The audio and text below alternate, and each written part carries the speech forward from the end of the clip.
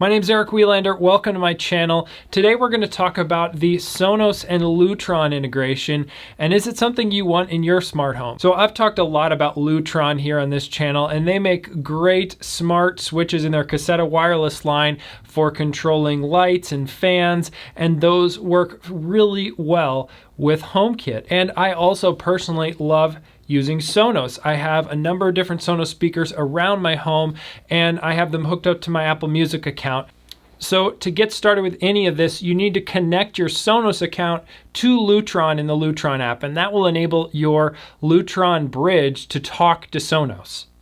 So if we go in here to settings, and then we go to advanced integration connections, and then you go to Sonos, that I already have hooked up, but this is where you can connect Sonos and just sign in with your account, and then it links it here. So if you're familiar with Lutron, you probably know about their Pico Remotes, and these are tiny little wireless remotes that then you can put inside of a switch box. You can put a switch plate around and just mount it to a wall anywhere, or you can put it on these little pedestals that Lutron sells, and they make Pico remotes that are specifically have specific decals for not only lighting but also fans, and their high-end shade line, as well as Sonos audio. But the cool thing is that you can set up any Pico remote to control any of those accessories just straight in the app. So you might have bought a Lutron Caseta Wireless bundle that came with a Pico remote and you ended up not using it, or like me, you got a Pico remote, a Lutron Pico remote for lighting for a gift at some point. So you just have these extra Pico remotes that you want to put to good use. So you don't need to have the specific one. However, the downside is, of course, that the decals on the switch don't necessarily match the functions that you want to do with it. So all we need to do is just go to add a device, and it'll look for the list of devices. Even though you might have a Pico remote here like me that's not an audio remote, you still want to choose Pico remote for audio. All right, and then you just hold down on the bottom button here on the Pico remote, and it found it. So then I can say where I want this to be. In this case, I want it to be in the dining room. So I'm going to hit next. And then I would like it to control just the dining room Sonos. That's where I have my Play 5, and I can use it to play music while we eat. And then I'm going to say I'm done adding devices. And then you'll see that it's actually added the Pico remote into my dining room here in the Lutron app. So I can just tap on it and edit the device. And then I can configure a variety of settings.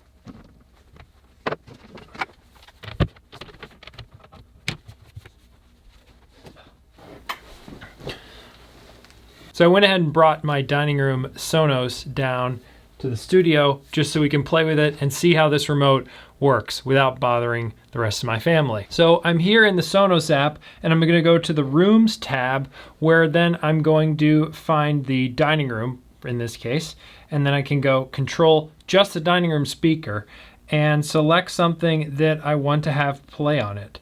Now, let's just see what happens. There's nothing playing on the dining room speaker. What happens if I just press the play button on the Sonos Pico remote? Seems like nothing. So that's good that it's not just going to start playing some random thing from your library like my car stereo totally does every time I hook up my iPhone. Give a thumbs up to the video if you've experienced the same thing with your car stereo, where it's just like that same song plays every single time you connect your phone to your car. It's so annoying. So now under playlists, I'm just going to select a playlist. All right, so that was playing music, and then I just stopped it on the app, but I can hit the remote button and it starts it playing. And then I can use the, of course, the buttons here for brightening and darkening with the switch does the volume on it. And then if I want to go to the next track, it's the bottom button. So after I got this Pico remote, lighting Pico remote set up with my Lutron system and controlling my Sonos, I wanted to put some decals on it. So I printed out some like logos and put them on mailing address label paper and printed that out and tried to get them onto the switch, and it just didn't work out. I mean, it just doesn't look very good. So I don't recommend trying that. I'd say if you really want the decals to match, just, you know, it's probably worth spending the money, a little bit extra money, to get an actual audio remote. But if you're just putting this in the garage or under a table or something like that where people aren't going to see it, maybe this can be a worthwhile solution of just sticking your own decals on the remote. And one of the great things about this is it puts control of your audio on the wall, very easily accessible for other people to manage. So for example, the Sonos that's usually in my dining room is up on a shelf. It would be hard for someone to just go control the, you know, tap the controls on the actual Sonos itself. So to have something like this that brings it more accessible is really nice.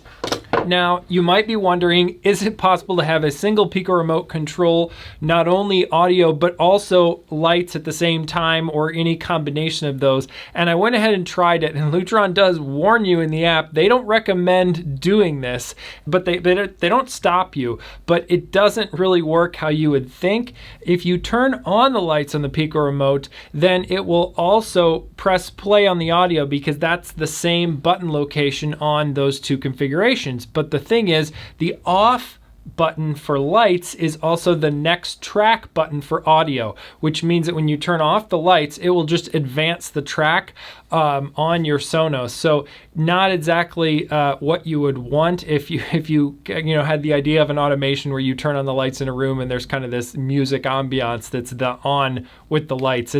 This is not going to be the solution for that. Now, one of the other cool things you can do with Lutron is, of course, you can set schedules inside a Lutron app just for your Lutron Caseta lights. So the cool thing though is that those can also integrate with Sonos. So I can go in here and say add a schedule, say what days I want it to run. Let's say I want it to run at sunrise, or it could be a specific time of day. I'm just going to call this example for now, and then hit next.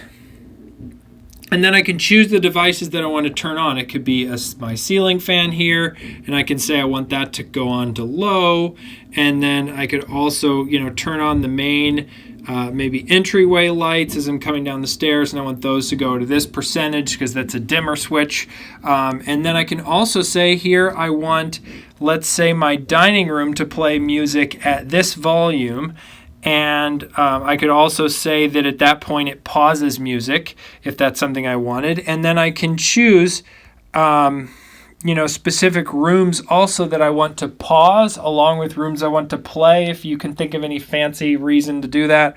And then you can also just choose a Sonos favorite to play. So these are different music sources in Sonos that you have favorited, and then that gives then Lutron ability to see those and trigger those music services. And that, in this case, can be, these are each playlists that I have in Apple Music, but they could also be like an internet radio station or any other kind of audio source in Sonos that you want to favorite.